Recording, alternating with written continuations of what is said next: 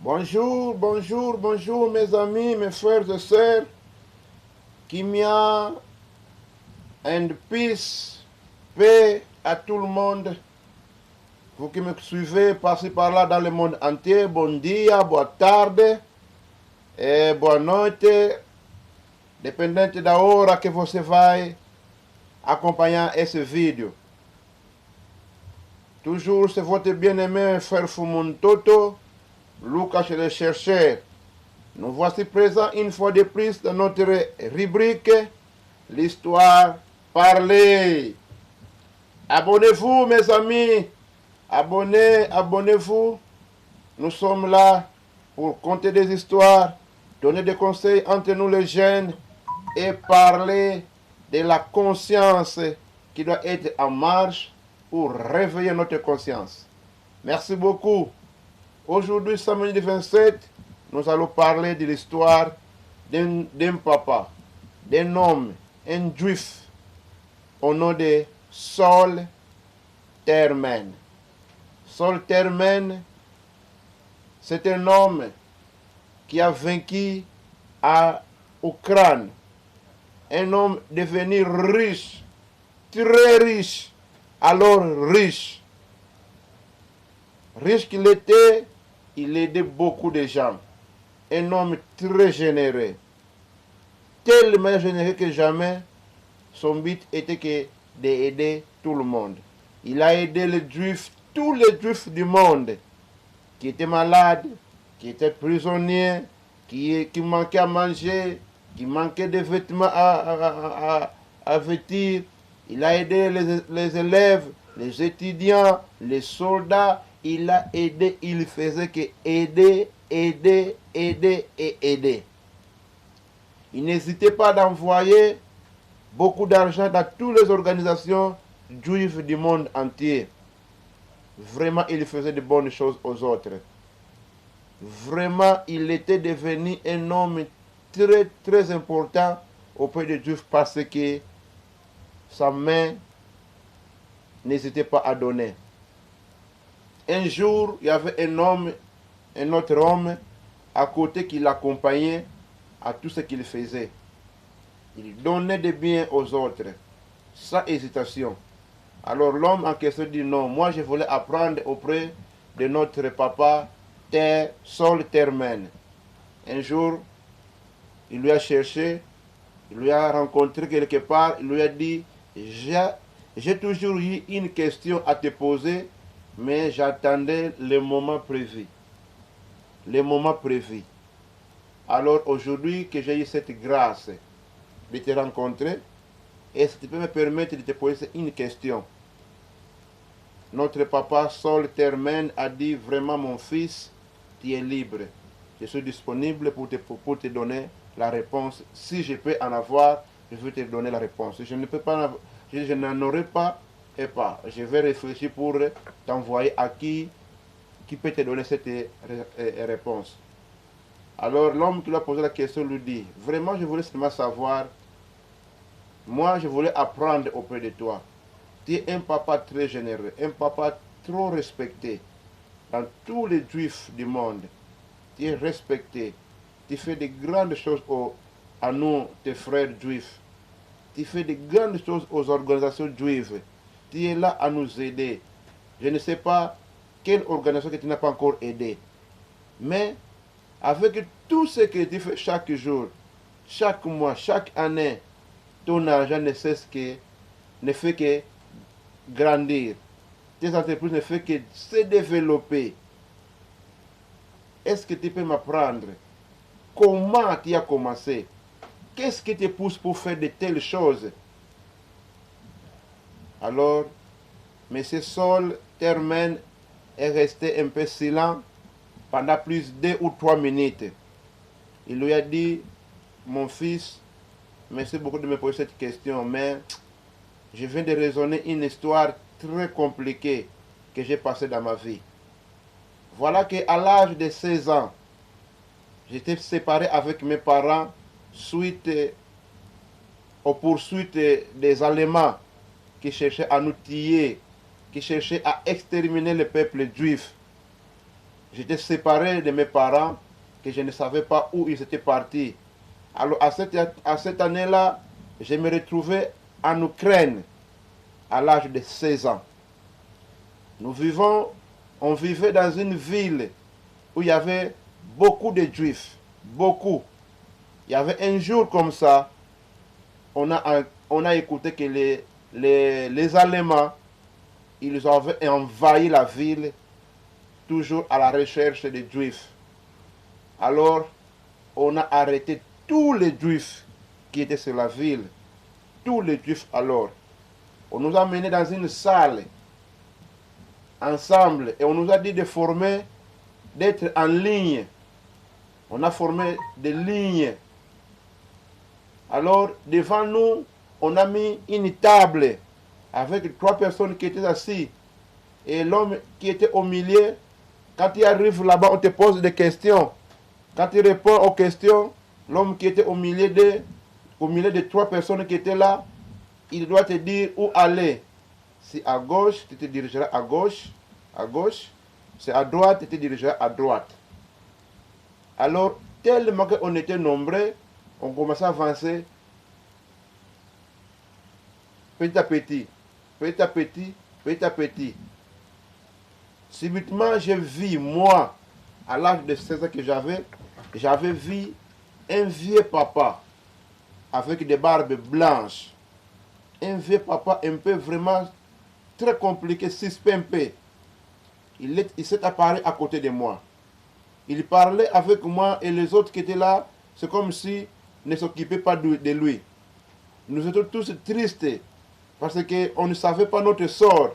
Parce qu'on savait que quand ces gens-là apparaissent, quand ces gens-là vous attrapent, alors ou bien la mort ou la vie. Alors tout le monde qui était ensemble avec nous avait la tristesse parce qu'il ne savait pas ce qui va leur arriver. Mais le vieux papa qui m'a apparu, je lui ai vu, c'est comme s'il était très à l'aise. Il m'a posé la question, toi tu es né en quelle année? Je lui ai dit que non, je suis né en 1927. Lui dit non, tu es né en 1925. Mais non, mon papa, il m'a dit une fois que moi je suis né en 1927. Il dit non, non, non, non, non. Moi j'ai connu ton fait papa. Alors, il m'a tout dit sur toi. Sors, termine, tu es né en 1925. Et en 1925, quand il me disait que je suis né en 1925, à cet âge-là, je devais avoir 20 ans. Et si je suis né en 1927, je devais avoir moins de 18 ans. Alors, il m'a insisté. Alors, tellement qu'il m'a insisté, il m'a dit de répéter, je suis né en 1925, je suis né en 1925, je suis né en 1925. Ok. Il m'a dit que quand tu es arrivé sur la table là-bas, quand on te pose la question, tu es né en quelle année? Dis-le que je suis né en 1925. Ça va? Oui, papa. Il lui a posé la question, tu es né en quelle année? Il lui a répondu, je suis né en 1925. Ok, va, courage. Alors il a commencé à s'approcher, petit à petit, un par un. Commence à approcher, il commençait à s'approcher. Alors, arrivé son tour, il est arrivé sur la table. On lui a posé la question, tu étais né en quelle année? Il a dit que moi je suis né en 1925. L'homme qui était au milieu de 3 personnes lui a fixé le regard. Il lui a posé encore la même question. Tu étais né en quelle année? Il lui a dit, je suis né en 1925. Il lui dit, ok, à droite. Et Saul Termen s'est dirigé à droite. Il est parti là-bas, on les a mis quelque part. Et le soir, ils ont écouté que tout le monde qui s'est dirigé à gauche, qu'on envoyait à gauche, ils ont été brûlés vifs, tout le monde. Tous les enfants, tous les jeunes en dessous de 18 ans, à partir de 18 ans jusqu'en bas, ils ont été brûlés. Tous les vieillards qui n'avaient plus la force de travailler, ils ont été brûlés. Et ceux qu'ils ont fait passer pour aller à droite, on les a amenés pour des travaux forcés. Alors, il a trouvé la vie, il a commencé à faire des travaux forcés, Mais en lui-même, il a dit que mon Dieu, aujourd'hui même, moi, je devais mourir. Mais je reconnais que j'ai eu la vie sauvée suite à toi, mon Dieu. Tu m'as envoyé un de tes anges pour venir me sauver. Merci beaucoup. Et moi aussi, à partir d'aujourd'hui, je voulais devenir un ange pour les autres, en leur faire que du bien. Alors, j'ai pris la décision à partir de ce jour-là à faire que du bien aux autres. Et en faisant du bien aux autres, j'ai commencé à faire du bien aux autres, en donnant de la nourriture aux autres, aider les malades, les prisonniers, aider toutes les organisations juives, et faire du bien alors à tout le monde qui s'est présenté devant moi. Mes amis, mon fils, Dieu a augmenté mon argent. Dieu a augmenté tout ce que je faisais. Dieu a augmenté toutes mes entreprises. Il a béni. Et aujourd'hui, j'ai l'argent, mon fils. Et c'est pour cela que mon argent ne se termine pas. Et retiens ceci. Garde cela dans ton cœur. Les succès financiers que tout le monde cherche, et je suis sûr que toi aussi tu les cherches, c'est un don, c'est une grâce que l'Éternel Dieu Adonai accorde à tout le monde qui donne aux autres librement, qui donne, qui fait des cadeaux aux autres librement. Alors mon fils, retenir cela, et si tu peux garder ce secret, tu réussiras. L'homme qui lui a posé la question lui a remercié, il a dit merci, merci papa, j'ai appris, et il est parti. Voilà notre histoire d'aujourd'hui. Saul Termen. Il est devenu un ange pour tout le monde. Il a fait du bien. Un papa très généreux, très riche. Mais son argent n'était pas pour acheter que des avions. Ce n'est pas pour acheter des bateaux. Mais il a disposé son argent que pour aider les autres. Il a dit que si moi j'ai été sauvé par un ange, laisse-moi aussi commencer à sauver les autres. Les anges sont des serviteurs de l'Éternel Dieu en aidant les humains, en assistant les humains. Ils sont là à nous aider, à nous guider, à nous sauver dans des situations difficiles. Et toi aussi, mon frère, et moi aussi, si aujourd'hui je commence à aider les autres, assister les autres, je deviens comme un ange auprès d'eux.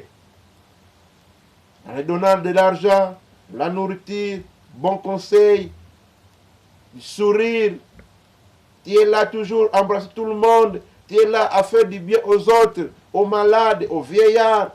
Nous avons beaucoup de veuves, des vieillards, des orphelins.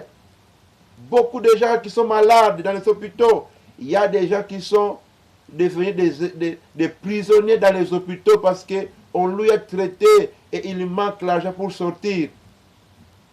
Il y a beaucoup de gens qui meurent dans les hôpitaux parce qu'il manque même les prix pour acheter un comprimé comme ça. Mais le peu que tu as, tu peux acheter même 3 cartons de médicaments pour lui donner. Soyez un ange pour l'autre. Et une question est venue aujourd'hui à toi et à moi. De qui sera-t-il l'ange aujourd'hui? De qui serai-je moi l'ange aujourd'hui? À partir de ce que j'ai, je peux faire des dons pour devenir comme un ange auprès d'eux. Et c'est ça qui a fait prospérer notre papa Saul Termen. Il est devenu riche, riche et riche. À partir d'aujourd'hui, mon frère, enlève cette idée. Laisse-moi faire que des économies pour aller de l'avant. Oui, tu peux faire des économies. Tu peux commencer à faire des économies. Mais parfois, tu n'arriveras pas là où tu es en train de penser. Ou tu peux arriver et tu feras la chose que tu voulais faire avec l'argent que tu vas économiser. Mais ça ne te donnera pas la joie. Tu n'auras pas de succès. Tu deviendras que esclave de tes pensées, de tes idées. Ouvre ton cœur, tes mains, à faire que du bien aux autres. Avec le peu que tu as, avec le peu que j'ai, laisse-moi devenir un ange pour les autres. Laisse-moi faire du bien aux autres. Et l'Éternel Dieu bénira tous tes avoirs, bénira tes entreprises. L'Éternel Dieu bénira tout ce que tu feras. L'Éternel Dieu bénira mes entreprises. Mais faisons-la sans but lucratif. Ne faisons pas ça avec un but, en cherchant un intérêt. Non, faisons cela dans l'amour du prochain, en aimant nous les uns les autres. La Torah nous dit, quand vous donnez aux pauvres, aux malheureux, vous empruntez Dieu, Adonai. Empruntons Dieu et Dieu nous le rendra au centuple. Que l'Éternel Dieu, Adonai, bénisse son peuple. Que la paix, la force et la lumière règnent sur nous à jamais. Merci beaucoup. Je vous demande d'abonner sur notre chaîne YouTube Fumuntoto TV. Abonnez-vous mes chers amis pour ne pas rater nos vidéos. Nous sommes là toujours à conseiller, à raconter des choses qui peuvent nous aider. Abonnez-vous mes amis, soutenez-nous. Nous allons travailler ensemble. Nous allons faire l'œuvre de l'Éternel ensemble. Et Dieu vous bénira. Dieu nous bénira ensemble avec vous. Merci beaucoup. Que la paix de l'Éternel Dieu et sa grâce demeurent à nous aujourd'hui, demain et éternellement. Ciao!